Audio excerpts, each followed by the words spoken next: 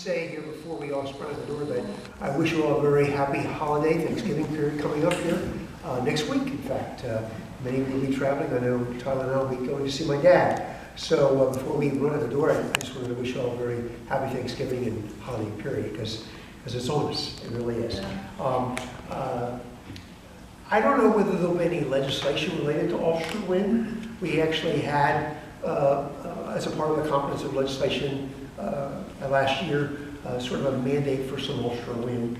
And this is an issue that may require some other legislation. We'll see what it goes forward.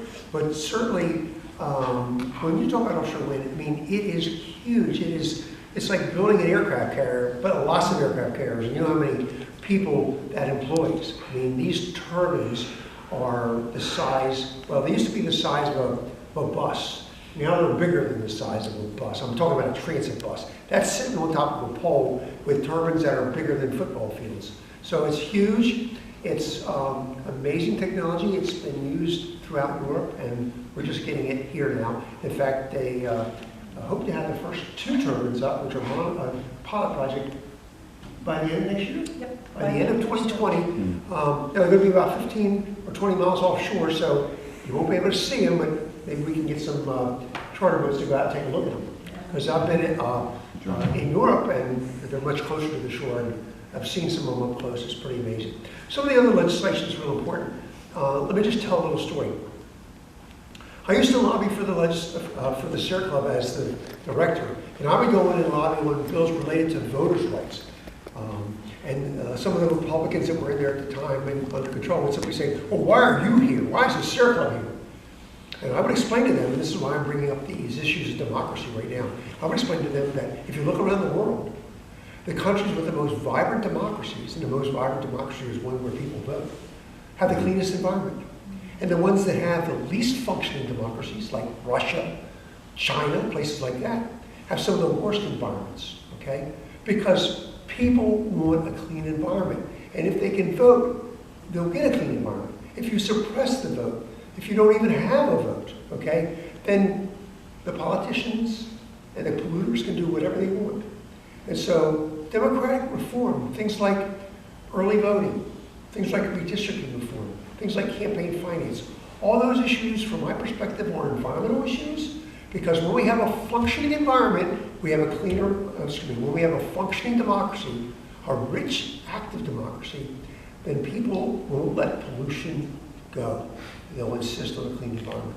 And so I consider that a very important environmental issue, and we're going to see bills to extend early voting so that you don't have to write with some form as to what your excuse is because you came in for absentee. You can just walk in and vote. Now, they passed a bill this year that allows that for the last two weeks of the election. We can go big better than that. There's no reason. Many states have early voting. 6 weeks out, things like that, you can go vote. And there's other reforms I suspect that may be possible too. That's a really important issue if we care about democracy. Campaign finance reform, I'm not sure what might be available. There are bills in there to basically prohibit campaign contributions from companies that we regulate, like Dominion and AEP. If we regulate them, you wonder why Dominion is the top spender as a lobbyist. They work for us. You know, we don't have any choice. You can't go buy power for somewhere else. And so it's a real conflict of interest that needs to be addressed, and that would be one modest approach. So those are some bills that people may not consider environment, but I consider very much environment. On the other side of that is one of the big issues that I know will be a priority of Governor Northam is a regional greenhouse gas initiative, RGGI. Right now, several states, most of the Northeast, all the way as far south as Maryland, are part of a regional greenhouse gas initiative. They have a cap and trade program in which they're lowering the emissions each year. They ratchet them down, you know, and if you're an emitter, and this only applies to power plants, fossil fuel power plants, you have to either clean it up or buy credits from somewhere else.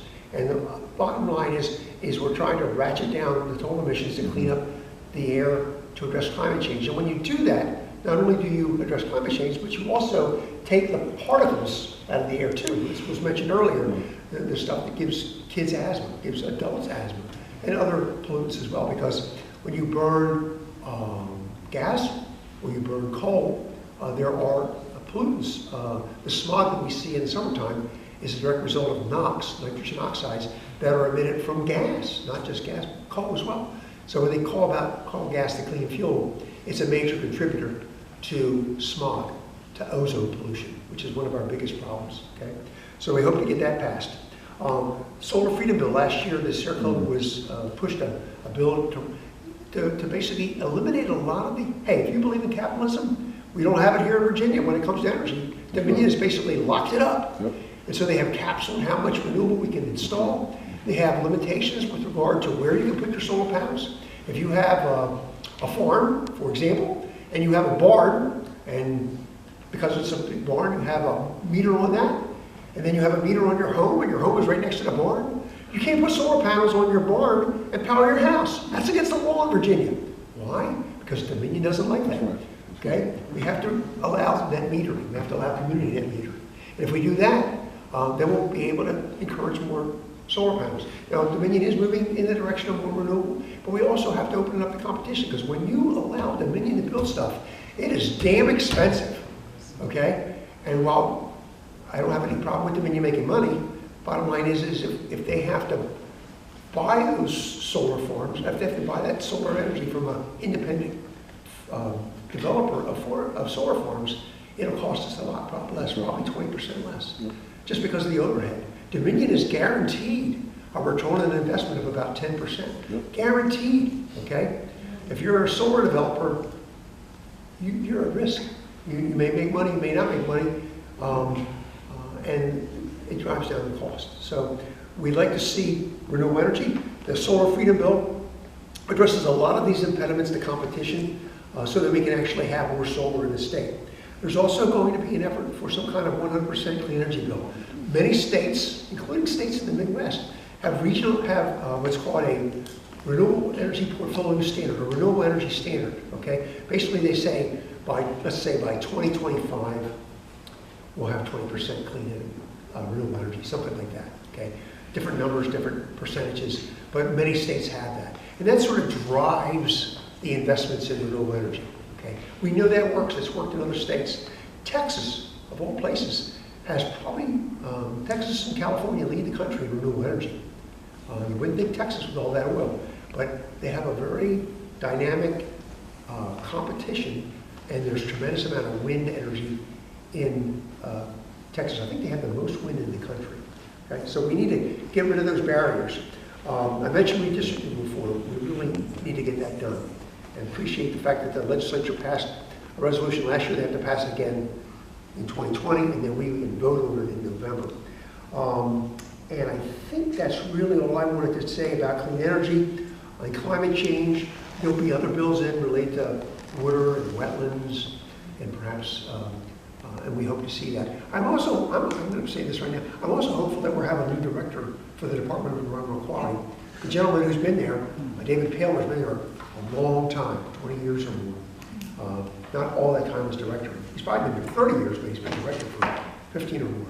And it's time that we actually have new leadership in that agency to drive that. And let me just close this too. The governor has noted, and while I have my differences with the governor on a lot of issues like pipelines, he has noted that we spend very little in this state on natural resources, and that includes our state parks, and it also includes DEQ for environmental enforcement. The agency has lost a lot of staff, a lot of enforcement muscle, and we need to get that back up. If we're going to have a clean environment, we have to have people out there making sure that the companies are doing what they say. So there is an effort to include more money in the budget for natural resources, to fund our parks, to fund programs to protect endangered species in the state, and also programs to protect our public health by making sure our water is clean and our air is clean to breathe. And with that, I'll stop. So, thank you, Glenn. Give him a big hand.